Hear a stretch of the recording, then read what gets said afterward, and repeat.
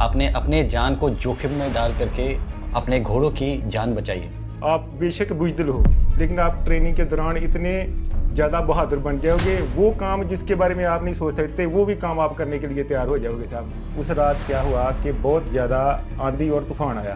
कि घोड़े की जो हरकत है वो थोड़ी नॉर्मल से ज़्यादा है, आवाज़ें आ रही थी और पैरों के शोर था वो भी हो रहा था। मेरे करंट के झटके भी लग रहे थे।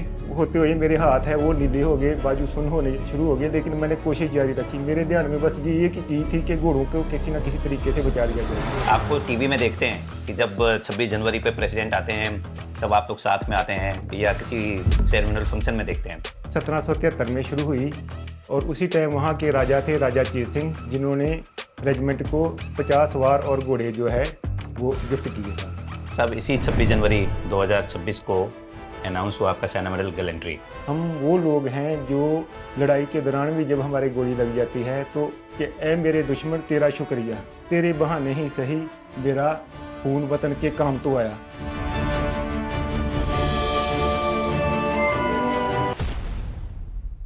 कभी कभी वीरता सिर्फ बैटलफील्ड पर नहीं बल्कि इंसानियत और फर्ज के बीच लिए गए फैसलों में दिखाई देती है। सोचिए, एक ऐसा पल जहां जिंदगी और मौत के बीच सिर्फ कुछ सेकंड्स का फैसला हो और आपके सामने खड़े हों वो साथी जो बोल नहीं सकते लेकिन आप पर पूरा भरोसा करते हैं। ये कहानी है एक ऐसे फौजी की जिन्होंने अपनी जान की परवाह किए बिना उनको बचाया जो उनकी यूनिट के एक अभिन्न हिस्से हैं, और इसी बेमिसाल साहस के लिए वो बने प्रेसिडेंट बॉडीगार्ड के पहले ऐसे वीर जिनको सेना मेडल वीरता से पुरस्कृत किया गया। Yes, president bodyguard PBG Bharat की सबसे पुरानी और सबसे प्रेस्टिजियस कैवलरी यूनिट में से एक, जहां हर सिपाही सिर्फ एक गार्ड नहीं है बल्कि ट्रेडिशन, डिसिप्लिन और एक्सीलेंस का जीता जागता प्रतीक है। आज हम बात कर रहे हैं नायब सूबेदार राणा सिंह सेना मेडल की। कदम में साहसी, एक उत्तम घुड़सवार और एक ऐसे लीडर जिन्होंने दिखाया कि असली हिम्मत क्या होती है। और इसी स्पिरिट को जिंदा रखने के लिए हमने शुरू किया है अपना ऐप सूफ़ी। इसका आइडिया सिंपल है, एक ऐसी कम्युनिटी बनाना जहां पेट लवर्स और पेट पेरेंट्स एक साथ जुड़ सकें, जहां आप अपने पेट्स के साथ अपनी स्टोरीज, मोमेंट्स और रियल एक्सपीरियंस शेयर कर सकें।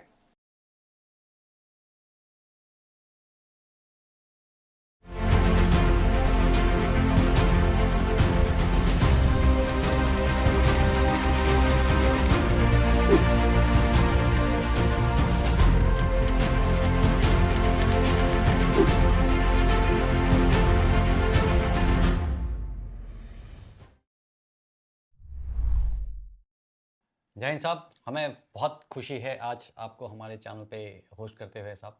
Thank you sir. और अभी हम जब बात कर रहे थे तब हमने रियलाइज़ किया कि कितना आपके अंदर जानवरों के लिए प्यार है, जैसे कि हॉर्सेस के लिए। आपने अपने जान को जोखिम में डाल करके अपने घोड़ों की जान बचाई है। और आपसे हम साहब स्टोरी सुनना चाहेंगे प्रेसिडेंट्स बॉडीगार्ड की, जिसको आप रिप्रेजेंट करते हैं, जिसमें आप हैं। और थैंक यू सो मच साहब। जैन साहब, थैंक यू साहब। साहब सबसे पहले तो मैं आपका धन्यवाद देना चाहूँगा आपके चैनल के माध्यम से, जो आपने एक पॉजिटिव ये चीज़ शुरू की है। नहीं तो कुछ किस्से और कहानियाँ होती हैं जो गुमनाम रह जाती हैं, और जो बहादुरी के किस्से हैं वो लोग सुन के ही बहादुर बनते हैं। इतिहास को वही लोग इतिहास बनाते हैं आगे जिनको अपने इतिहास का पता होता है। तो ये एक बहुत ही पॉजिटिव आपका रोल है जो आप प्ले कर रहे हो, उसके लिए आपको बहुत बहुत बधाई साहब मेरी तरफ से। थैंक यू थैंक्स साहब। और सबसे पहले साहब हम जानना चाहेंगे प्रेसिडेंट बॉडीगार्ड यूनिट के बारे में, बिकॉज इस रेजिमेंट का जो हम लोग आपस में फौज के अंदर हैं उनको भी थोड़ा कम ही जानकारी है, मैं कहूँगा पूरी। और सिविल में तो शायद कुछ ही लोग होंगे जो आपको टीवी में देखते हैं कि जब 26 जनवरी पे प्रेसिडेंट आते हैं तब आप लोग साथ में आते हैं या किसी सेरेमोनियल फंक्शन में देखते हैं। जी सर। बट क्या इसका इतिहास रहा है, क्या इसकी ज़रूरत थी, और आज की डेट में किस तरह से लोग बाग इसको ज्वाइन करते हैं, और मतलब मैं कहूँगा कि इतनी बड़ी सेरेमोनियल यूनिट शायद पूरी दुनिया में और कहीं पे नहीं होगी। तो थोड़ा सा इसके बारे में बताइए। सर ये प्रेसिडेंट बॉडीगार्ड है जो इंडियन आर्मी की सबसे सीनियर और पुरानी यूनिट है साहब। रेजिमेंट जो है ये सबसे पहले बनारस में 1773 में शुरू हुई और उसी टाइम वहाँ के राजा थे राजा चेत सिंह, जिन्होंने रेजिमेंट को 50 सवार और घोड़े जो है वो गिफ्ट किए साहब। 50 सवार और घोड़े। घोड़े जी साहब, हाँ। वो इनको गिफ्ट किए थे और उससे फिर आगे कारवां चलता रहा। तकरीबन 200 साल तक जो है रेजिमेंट ने कई तरह के जो है अपने टास्क पूरे किए और सन 1950 में प्रेसिडेंट बॉडीगार्ड के नाम से फिर ये प्रचलन हुआ। सो आप लोग पहले आर्मर्ड के हिस्सा होते थे? हाँ जी साहब। आर्मर्ड में होते थे जी आप जी। लोग? हम जो प्रेसिडेंट बॉडीगार्ड का हर एक जवान है वो एक अच्छा आर्मर्ड सोल्जर भी है, एक पैराट्रूपर भी है और उसके साथ साथ कैवलरी राइडर भी है साहब। बिल्कुल साहब, बिकॉज आप लोग मैरून जैसे आपने पग भी बांध रखी है, जी सर। विंग्स भी आपके लगे हुए हैं। साहब और जब मैं आगरा में पोस्टेड था पैराशूट रेजिमेंट में, तब मैं देखता था कि पीवीजी वाले आते थे, पैरा बेसिक कोर्स भी करते थे। और जो एसओपी हैं उसमें आप लोगों का एक स्पेशल रोल है कि अगर लड़ाई होगी सर। तब किस तरह से आप पैराशूट रेजिमेंट के साथ या बटालियन के साथ में आपका वॉर रोल भी डिफाइन किया हुआ है। हाँ जी, पैराशूट फॉर्मेशन के साथ साथ हमारा हम डिप्लॉय होते हैं वार टाइम में और बाकी पीस टाइम में हम क्या है राष्ट्रपति भवन में सर्मोनियल ड्यूटी है जो वो परफॉर्म करते हैं साहब। और साहब आप सबसे कहीं अगर फौजी खड़े हों तो सबसे स्मार्ट दिखने वाले प्रेसिडेंट बॉडीगार्ड वाले होते हैं, सबसे लंबे चौड़े। ये क्यूआर है साहब, कितने कितने मिनिमम? मिनिमम जो है वो 6 फीट हाइट है साहब होनी चाहिए प्रेसिडेंट बॉडीगार्ड में आने के लिए साहब। और सबको राइडर होना कंपलसरी है? जी साहब, हमारा ट्रेड जो है वो राइडर ही है, तो राइडर होना तो जाहिर सी बात है कि अगर घोड़े के साथ रहना है तो फिर राइडिंग तो आनी चाहिए सर। तो सिखाई जाती है या आपको सीख के आना पड़ता है कि भर्ती से पहले आपको राइडिंग आनी चाहिए? नहीं सर, पहले तो सबसे क्या है कि बंदे की फिजिकल फिटनेस जो है वो बाकी नॉर्मल जितनी भी रेजिमेंट हैं उनमें जो चीज़ चलता है वो सेम हमारा शेड्यूल है। तो बंदे को पहले फिजिकली फिट किया जाता है कि ताजो वो घोड़े से गिरे पड़े और थोड़ा निडर हो जाए। तो इसलिए फिर उसको धीरे धीरे माउंटेड करवाया जाता है, जैसे ही उसका अपना पीटी की जो भी कार्रवाइयाँ हैं उनको पास कर लेता है, उससे बाहर आ जाता है तो फिर उसको माउंटेड जो ड्रिल है उसके बारे में वाकिफ करवाया जाता है। साहब आपका सेना मेडल वाला स्टोरी भी हम सुनेंगे और भी कई सारे स्टोरी सुनेंगे, बट मुझे आपका ये GOC-in-C कमेंडेशन कार्ड वाला जो स्टोरी आपको अवार्ड भी बड़े सारे हैं, अरे चीफ बिल्कुल। कमेंडेशन है, GOC-in-C कमेंडेशन कार्ड है और सेना मेडल भी अभी मिल रखा है। अच्छा। तो GOC-in-C कमेंडेशन कार्ड वाला स्टोरी जरा सुनना चाहेंगे, उससे आपकी पर्सनालिटी का पूरा पता चलता है। तो ये मैं 2002 में एनरोल हुआ था, तकरीबन 23 साल की सर्विस मैं कंप्लीट कर चुका हूँ। तो जैसे ही मेरी पास आउटिंग हुई कि मैं सवार बन गया, तो उस टाइम क्या था कि मैं फर्स्ट ही अपनी लीव था वो काट के आया था। तो अमूमन सेना की तरह हमारे भी रोल कॉल के जो ऑर्डर हैं तो उसमें ये ऑर्डर चल रहा था कि एक घोड़ा था, मैं उससे ज़्यादा वाकिफ नहीं था, मिंक उसका नाम था। मिंक। तो हाँ जी, तो वो काफ़ी क्या कह सकते हैं कि वो घोड़ा बहुत ज़्यादा बदमाश घोड़ा था वो साहब, जो अपने आसपास आने नहीं देता था, लात मारता था, काटता था, हर एक ऐप था उसमें। और सबसे बड़ी बात कि वो राइडर को पीठ के ऊपर माउंट नहीं होने देता था। तो उस घोड़े को ट्रेन करने के लिए ऑर्डर चल रहे थे, तो ज़्यादातर लोग चोट ना लगे इस वजह से बचने के लिए थोड़ा सा होता है हर एक को कि भाई कहीं चोट ना लग जाए। तो मैं नया था थोड़ा, हॉट मेरा ब्लड था, तो मैंने आगे हो के मैं उसके लिए वॉलंटियर हो गया साहब, उसको ट्रेन करने। और आप अभी अभी भर्ती होकर के आए हैं, हाँ जी साहब। बस आपने पहली छुट्टी क्वालिफाई काट के। पहली छुट्टी काट के। जो पीवीजी की ट्रेनिंग है वो बंदे के अंदर इतना जोश और जज्बा भर देती है कि आप बेशक बुजदिल हो लेकिन आप ट्रेनिंग के दौरान इतने ज़्यादा बहादुर बन जाओगे, वो काम जिसके बारे में आप नहीं सोच सकते वो भी काम आप करने के लिए तैयार हो जाओगे साहब। और ये प्रेसिडेंट बॉडीगार्ड की शुरू से ही ये एक रीत रही है, एक अच्छी उस्ताद का ट्रेंड जो आगे रिक्रूट है या जवान है वो आगे ऊंची उपलब्धि को तक पहुंचता है साहब। इसमें कोई दो राय नहीं है और हमारे पास ऐसे उस्तादों की और ऐसे साहबों की कोई कमी नहीं है साहब। तो उसी की एक ट्रेनिंग की झलक थी जो मैं आपको बता रहा हूँ। तो उस दौरान फिर मैंने उस घोड़े के साथ धीरे धीरे जो मेरे को जितनी नॉलेज थी अपने पुराने उस्तादों से कुछ जानकारी ली। उसकी ट्रेनिंग के दौरान साहब मेरे को 2-4 बार चोट भी लगी, जिसमें मैं ज़्यादा भी इंजर्ड हो सकता था। एक बार की तो कहानी ऐसे हुई कि वो घोड़े अल्फ बोलते हैं जब घोड़ा अगले पैर उठा के पीछे गिरने की कगार पे हो जाता था। पीछे ऐसे। जी साहब। तो वो जो राइडिंग स्कूल है हमारा उसके सेंटर में बिल्कुल आगे सेल्फ हो गया और रन बैक से पीछे आ गया। ऐसे मूवमेंट घोड़े नॉर्मल करते नहीं हैं, लेकिन उस दौरान मैं नहीं समझा, कैसे साहब? वो घोड़ा आगे से अल्फ होके और दो टांग पे पीछे चल के आया पीछे और चल रहा है। चल के आके और दीवार के बिल्कुल पास आके और पीछे गिर गया। उस टाइम उसी दौरान मैंने नीचे ज़मीन पे छलांग लगा दी। अगर मैं उस टाइम ऊपर होता तो उसकी शैडर है जो जहाँ पे दीवार के साथ सीमेंट पे लगी, वहाँ से सीमेंट भी टूट गया और जो शैडर होती है उसका फ्रंट आर्च होता है जो आगे वाला हिस्सा आता है, और वो फ्रंट आर्च भी उसका है वो खुल गया था। अगर मैं होता तो मैं हो सकता था मेरे को इतना इंजर्ड हो जाता कि उसके बाद में मैं कुछ ना करने के काबिल रहता। बट ये बताइए, आप आपके टांगे तो स्टिरप्स के अंदर होंगी। सर नहीं साहब, जो नया घोड़ा होता है जब उसको विदाउट स्ट्रिप पहले उसको यूज किया जाता है, उसका कोई भरोसा नहीं है वो कब गिर दे। और अगर स्ट्रिप रहा आपके टांग के अंदर तो आप घोड़े के साथ खिंच के जा सकते हो, किसी पेड़ या किसी पोल में आप लग के आप ज़्यादा इंजर्ड हो सकते हो। तो इसलिए स्ट्रिप का इस्तेमाल उस टाइम कम किया जाता है। जब घोड़े को हाँ ट्रेंड हो जाता है, भरोसा हो जाता है, तो फिर उसमें स्ट्रिप में आप राइडिंग कर सकते हैं आराम से। ओके। तो ऐसे धीरे धीरे करके वो घोड़ा है वो ट्रेंड हुआ, और ट्रेंड होने के बाद में फिर मेरे को शाबाशी के तौर पे GGOC चीफ का अकोमोडेशन कार्ड तो मिला फिर था। आप राइडिंग करने लगे उस। जी साहब, वो धीरे धीरे करके वो बहुत अच्छा घोड़ा तैयार हुआ, और फिर उसने एक अच्छे लेवल तक वो खेला भी। और ओके साहब साहब, इसी 26 जनवरी 2026 को अनाउंस हुआ आपका सैना मेडल गैलेंट्री। जी साहब। और जितना शायद मेरी नॉलेज है कि आपकी यूनिट में ये पहला सैना मेडल गैलेंट्री था जो आपने प्राप्त किया, जिसके लिए आपने घोड़ों को बचाने के लिए अपनी जान को जोखिम में डाल दिया। मतलब आपने ना कि जोखिम में डाल दिया, मैं कहूँगा इनफैक्ट आपको करंट लग रहे थे, आप फिर भी घोड़े बचा रहे थे। उसके बाद में कुछ घोड़े बच हाँ। गए एंड आप फिर भी जो फंसे हुए थे उनको बचाने के लिए उस कगार तक पहुंच गए थे जहां आप खुद गिरने वाले थे। थोड़ा सा पूरा उसके बारे में बताइए साहब कि किस तरह से हुआ। साहब ये 2025 की 24-25 मई की बात है, जिस दौरान मैं आर्मी एक्वेस्टेरियन रोड है जो अभी हाल की घड़ी मेरठ में है, वहाँ पे डिप्लॉय था साहब, RBC सेंटर एंड कॉलेज में मेरठ में। तो उस रात क्या हुआ कि बहुत ज़्यादा आंधी और तूफान आया, जिस साथ में बारिश भी हुई। तो मेरे को लगा तकरीबन 2:15 का टाइम था कि घोड़े की जो हरकत है वो थोड़ी नॉर्मल से ज़्यादा है, आवाज़ें आ रही थी और पैरों के शोर था वो भी हो रहा था। रात में 3:15 बजे जी बोल रहे हैं। साहब।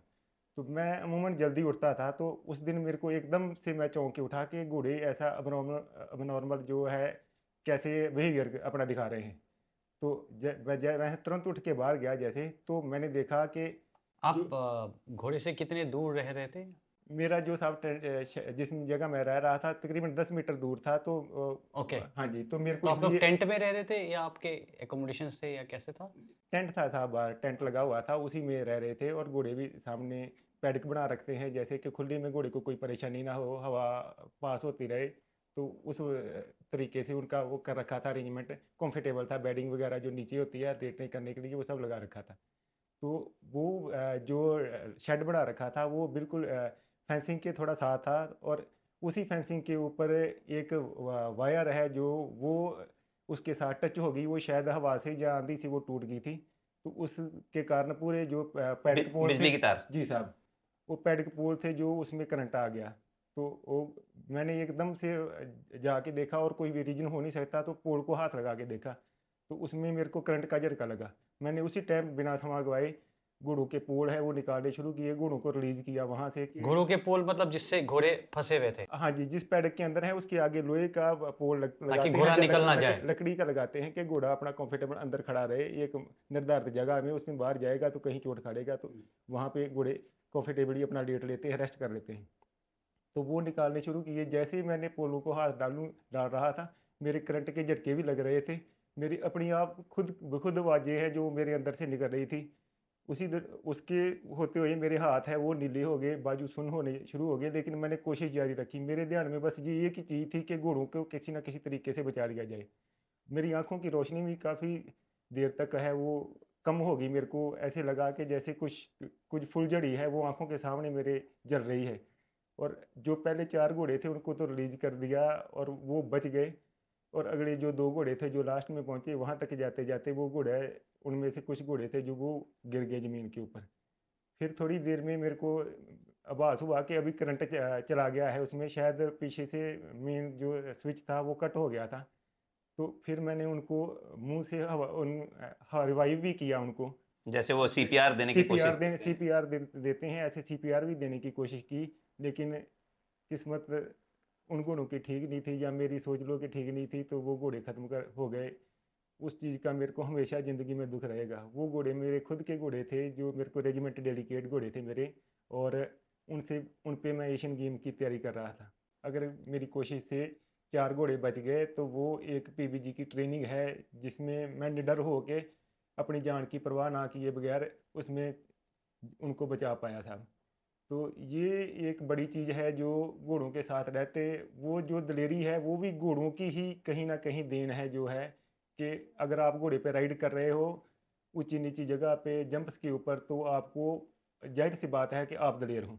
घोड़े पे बैठेगा ही वो जो दलेर है। और ये प्रेसिडेंट बॉडीगार्ड के हर राइडर के अंदर ये खूबी है कि वो किसी भी तरह का जो है ज़मीन और किसी भी तरह की परेड के अंदर वो निडर हो के और खुले दिल से अपना सर्मोनियल ड्रेस में जो है अपनी ड्यूटी कर रहा है साहब।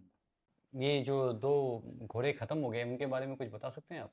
साहब वो उनमें से एक घोड़ा था और एक घोड़ी थी। घोड़ा जो था वो उसका नाम मैजेस्टिक घोड़ा था साहब, 2014 का वो जो था बॉर्न था साहब। और जो घोड़ी थी उसका नाम रोशनी था, वो 2019 की बॉर्न थी। लेकिन ये जो घोड़ा और घोड़ी है जो इन्होंने अपनी उम्र से ज़्यादा है जो बढ़ के अचीव किया।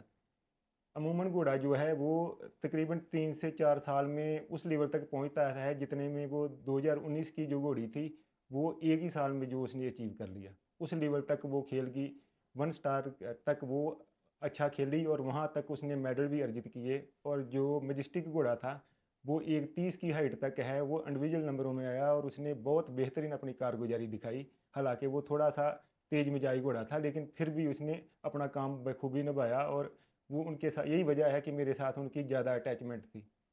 किसी इलेक्ट्रिक शॉक जो था, करंट इतना स्ट्रॉन्ग था कि घोड़े अगर ख़त्म हो यस। गए और आप वहाँ पे बिना प्रोटेक्शन के लगे हुए हैं उनको बचाने के लिए, मतलब मानना पड़ेगा आपके जो जज़्बा है और जो उनके प्रति भावना है, कितना फ़ील कर सकते हैं वो हम महसूस कर सकते हैं। इंडियन आर्मी की साहब जो ट्रेनिंग है, मैं मानता हूँ ये वर्ल्ड फेमस जो और सबसे बढ़ के ऊंचे लेवल की ट्रेनिंग है, जो मैं अपने आप में महसूस करता हूँ। हम वो लोग हैं जो लड़ाई के दौरान भी जब हमारे गोली लग जाती है तो हम अपने दुश्मन को तराना गा के ये बोलते हैं कि ए मेरे दुश्मन तेरा शुक्रिया, तेरे बहाने ही सही मेरा खून वतन के काम तो आया। तो हम कैसे पीछे हट सकते हैं ऐसी चीज़ों से जो हमारे को करने के लिए एक ट्रेनिंग में, जहाँ हमारे ब्लड में वो चीज़ है कि हम, अभी मैं आपसे बात कर रहा हूँ तो मेरे रोंगटे खड़े हो रहे हैं। तो ये एक ट्रेनिंग का नतीजा है, जो प्रेसिडेंट बॉडीगार्ड है इतने अच्छे ढंग से जो ट्रेनिंग देता है उसका कोई सानी नहीं है साहब। सब आपने घोड़ों के लिए अपनी जान को जोखिम में डाल दिया, साहब तो मुझे विश्वास है कि कुछ खास होते हैं ये घोड़े जो अपने, क्या क्या खासियत है इनमें जो आपको इतना लगाव हो गया? और थोड़ा बहुत जैसे सभी ऑफिसर्स जब ट्रेनिंग करते हैं तो सबको राइडिंग सिखाई जाती है, सबका एक एक्सपीरियंस होता है, बट आप लोगों की बात अलग है, आप दिन रात उनके साथ हैं, साहब तो आपको उनके बारे में बहुत अच्छे से पता है। एक अच्छा घोड़ा ट्रेन करने के लिए साहब आपको अपने दिन की जो सबसे दिन का बड़ा हिस्सा होता है वो घोड़े के साथ गुजारना होता है।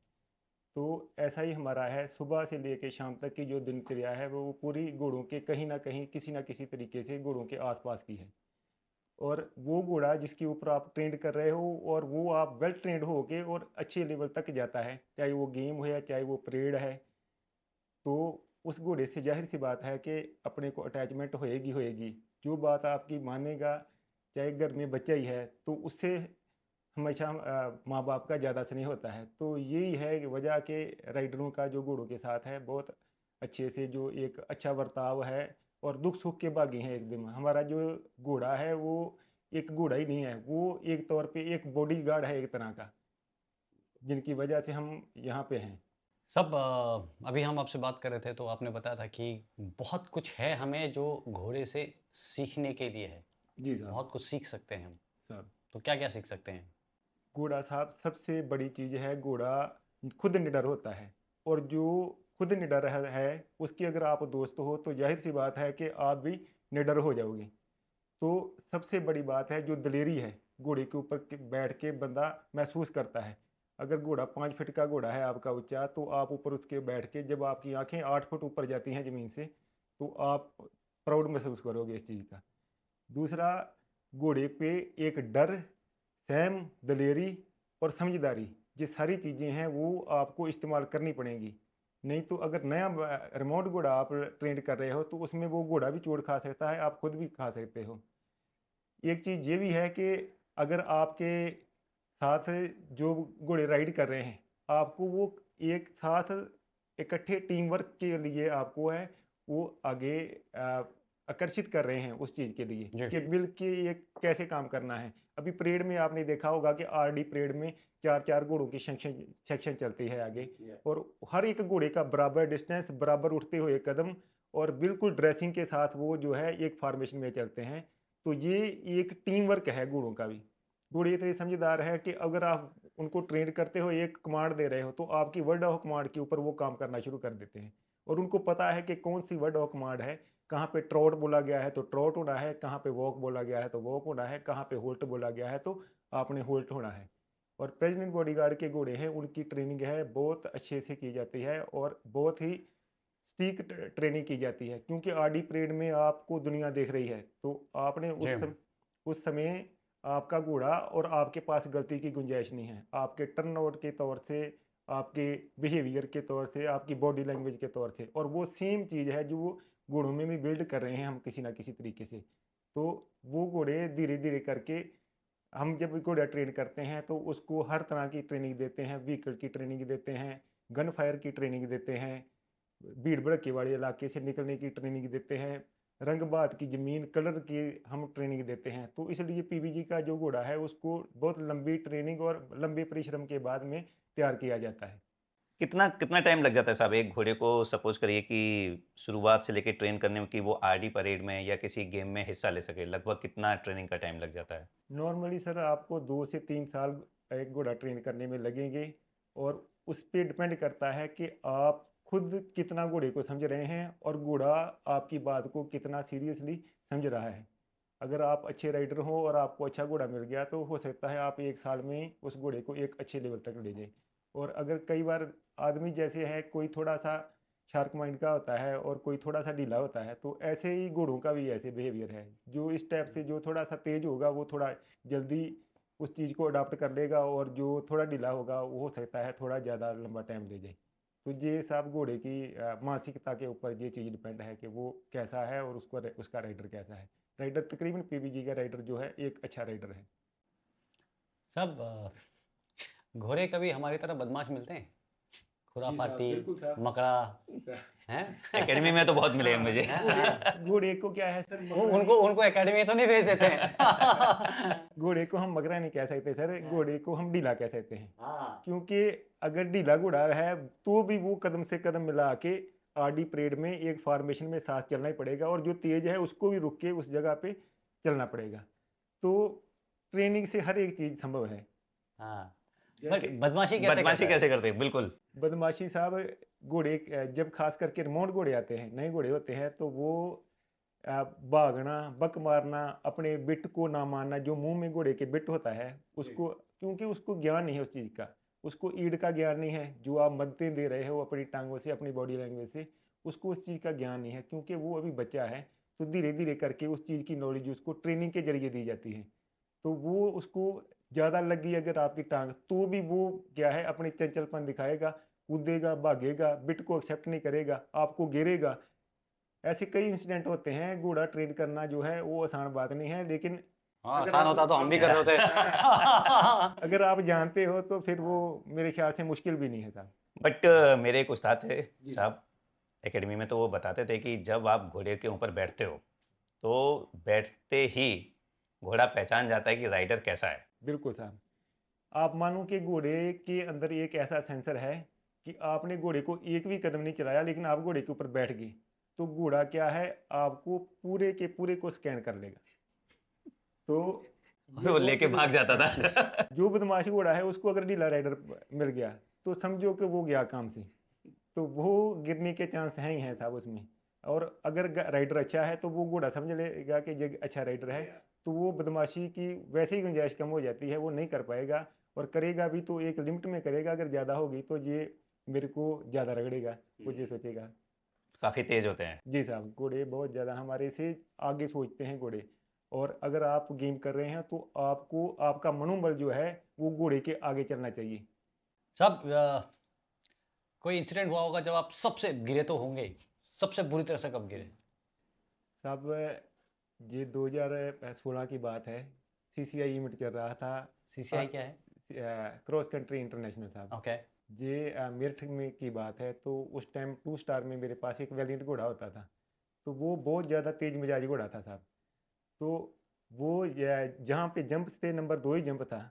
वहाँ पे साथ में बाहर कोई जगह थी जहाँ पे कचरे टाइप पन्नियाँ वगैरह जो थी वो रखी हुई थी। तो उसी टाइम आंधी थोड़ी सी आई, हवा आई, जिससे वो फड़फड़ाई। तो जानवर क्या है, स्टैटिक चीज़ को नहीं देखेगा, जो मूविंग में चीज़ है तो उसकी तरफ ज़्यादा ध्यान होता है। तो वो एक तो तेज था घोड़ा, दूसरा उसने जंप देखा नहीं और उसका ध्यान वहाँ पे चला गया और सीधे जाके जंप में टक्कर मार दी साहब। वो बहुत बुरी तरह मैं भी हुआ गिरा और वो भी घोड़ा भी। मेरे नाक की ये हड्डी जो है ये फ्रैक्चर हो गई थी उस टाइम। और काफ़ी दिन तक मेरे को इतनी स्वेलिंग रही कि मेरे को आंखों में कम दिखता था, ऊपर तक मतलब ये स्वेलिंग चली गई थी। तो वो ऐसी जो चीज़ें हैं वो हो जाती हैं राइडर के साथ। लेकिन सबसे बड़ी बात है कि अगर आप जैसा सोचते हो, आपका बॉडी है वैसा ही रिएक्ट करती है। चोटें हमारी काफ़ी बार लगी, तो लेकिन हमने कभी ये नहीं सोचा कि ये चोट ठीक नहीं होएगी। हर या राइडर राइडिंग है छोड़ जो, देते हैं। हाँ, जो गेम कर रहा है तो उसकी चोट लगेगी लगेगी। लेकिन उसकी सोच के ऊपर है। चोट लगी होने के बावजूद भी लोग गेम खेलते हैं, जीतते भी हैं, अच्छा अचीव भी करते हैं। लेकिन आपकी सोच पॉजिटिव होनी चाहिए। बॉडी आपका वैसा रिएक्ट करेगी, आप परवाह नहीं करोगे उस चोट के और आगे बढ़ते रहोगे सर। बहुत बढ़िया सर। सब आज की डेट में हमारा जो इंडियन आर्मी का स्पोर्ट्स में इससे रिलेटेड अचीवमेंट हैं या इन्वॉल्वमेंट है वो कितना है? अगर आज के नज़रिए से साफ देखा जाए तो सबसे बढ़िया जो है इवेंटिंग में अच्छा कर रही है आर्मी जो है। हमारे पास अच्छे घोड़े हैं, अच्छे ट्रेनर है। आर्मी इक्वेस्टेरियन नोड है जो आरवीसी सेंटर में है। तो वो भी एक अपना अच्छा काम, बीच में किसी वजह से थोड़े दिन उसमें राइडर नहीं जा पाए, अभी फिर शायद स्टार्ट हो रहा है। तो वो एक अच्छा उपराला है जहाँ पे बाहर के कोचेस वगैरह आके और अच्छा हमारे को वेल ट्रेंड करें, हमारे घोड़ों को अच्छा ट्रेंड करें। और बाकी यहाँ तक देखा जाए प्रेसिडेंट बॉडीगार्ड के पिछले जो 2 से 2.5 साल गए हैं वो बहुत ही अच्छे गए हैं। हमारे पास तकरीबन इस दौरान 295 मेडल है जो अभी तक हमारी रेजिमेंट ने प्रेसिडेंट बॉडीगार्ड ने अचीव किए हैं, और ये आज तक की सबसे बड़ी उपलब्धि मैं मानता हूँ।